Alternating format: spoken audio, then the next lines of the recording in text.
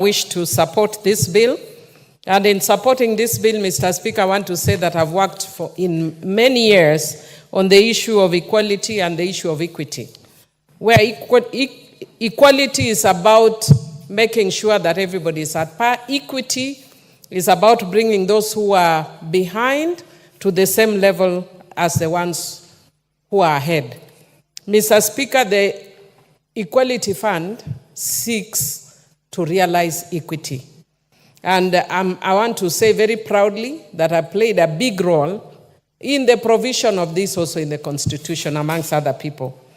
And Mr. Speaker, even though I agreed with some of my colleagues, I want to disagree in some respects, and especially in relation to the member from Samburu. I know that when we had the first policy, it had 14 counties. And I know that there's a member who was contributing and kept referring to 14 counties. It's no longer 14 counties with good reason.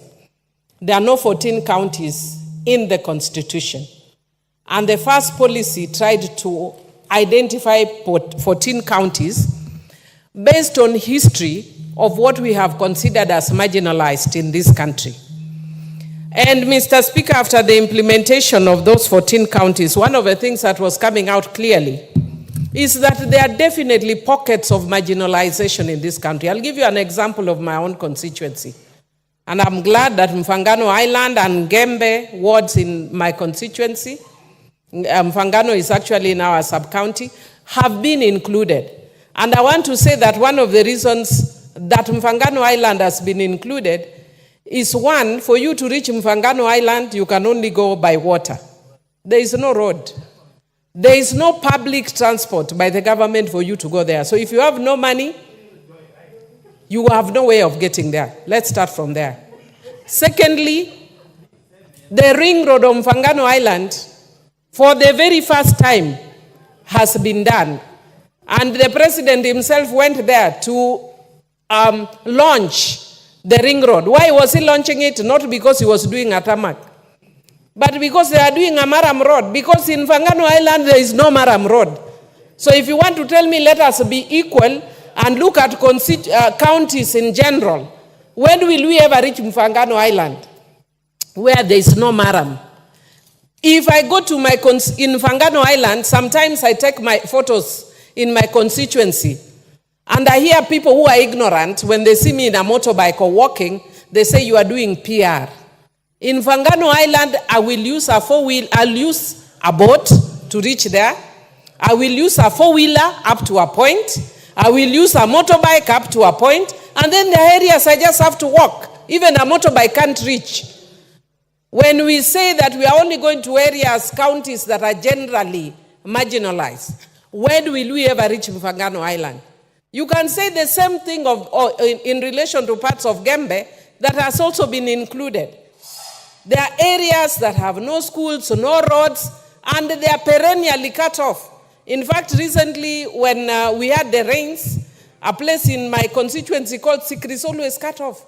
And people have to go by boat. Students' schools stop in order for the rains to stop. And if you are to wait for that, so that the places that are generally marginalized as counties to be reached, then when will we get there? We are creating new areas of marginalization.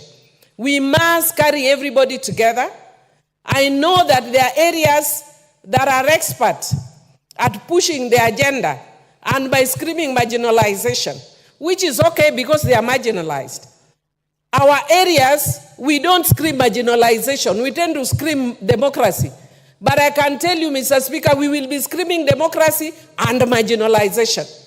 And if you want to know that there are areas, especially Luo Nyanza, I'm sorry to use the word Luo Nyanza, that have been marginalized because of our political leanings over years.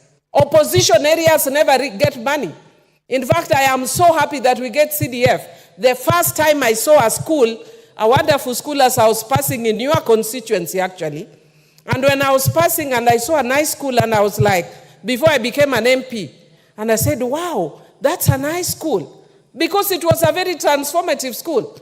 And I was told that school is built by CDF.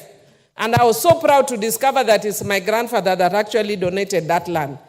But if it weren't for CDF, a lot of schools in our areas would still be mud-walled because of our politics, which is opposition. And Mr. Speaker, it is unfortunate that even if you look at even the US, that they are going through elections now, there are people who are in government and people who are in opposition. That's the essence of democracy. Mr. Speaker, having said that, I actually want to say that we are missing the point. We are referring to the Constitution without even making reference to what that Constitution says in relation to marginalization. And Mr. Speaker, I want to say that if you look at the interpretation clause of the Constitution, it says marginalization includes traditional community that out of a need or a desire to preserve its unique culture and identity from assimilation has remained outside the integrated social, economic life of Kenya as a whole. That would include the Suba people, or an indigenous community that has retained and maintained a traditional lifestyle and livelihood based on hunter or gatherer economy. That would include the fishing community, or pastoral persons or communities, whether they are a nomadic or settled community, that because of its relative geographic isolation has experienced only marginal participation in the integrated social and economic life of Kenya as a whole. So, Mr. Speaker, it actually talks to very many areas of the country. It doesn't only talk to northern Kenya, which I agree is marginalized, but so is my constituency. And I also want to say that if you look at the same interpretation section, it says marginalized group is defined as a group of people who, because of laws or practices before, on, or after the effective date, were or are disadvantaged by discrimination on one or more of the following grounds in Article 27(4). And those grounds include race, sex, pregnancy, marital status, health, ethnic or social origin, color, age, disability, religion, conscience, amongst other things. Mr. Speaker, if you look at the issue of marginalization, it is much bigger than what we are trying to limit it here. I want to agree that there are areas that have been marginalized, including northern Kenya, including coastal areas in Kenya, including Suba areas. And that's why you see both Suba North and South are included. That's why Ndiwa is included, because those are areas that have been marginalized. In fact, other parts of Nyanza and Omabay would be marginalized, save that God was gracious and they have fine weather and so they do well economically. Other areas may not have that, but that the weather, as I had one member talking to, is not included in the definition of marginalization.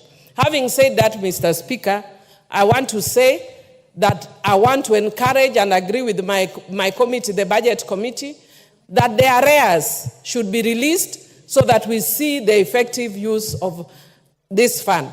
And I also want to say that when you give this money like Panadol to a person with malaria, you are not going to cure it. You need to give this medicine like you are giving serious medicine, maybe chloroquine. I don't know what the current medicine is because I don't get malaria anymore. But if the way you can give chloroquine to a person who has malaria, not Panadol. And because of that, we need to actually provide more money. In my constituency, for instance, it's only 19 million. What will 19 million do to Mfangano Island together with the Gembe? It's little. We are appreciating of it because we are included. But I want to say that even when that third policy comes, we must include those areas or pockets of marginalization, and we must remain true to the constitutional definition of marginalization. We are not marginalized because we speak loud. We are marginalized as a matter of fact. And I want to also agree with the members that have said that we must also bring into account what people are also getting. This is not the only money people are getting. We are getting CDF, we are getting this money, and we are getting allocation in ministries. And I sit in budget, and I can tell you that there are areas that are getting marginalization. They are getting money through public participation. They are getting money through direct allocation from ministries. It's just that my time is up. But there's a lot to be checked when we are dealing with marginalization. I support. The Honorable Millie, the Honorable Joshua Kimilu, MP for Kaiti.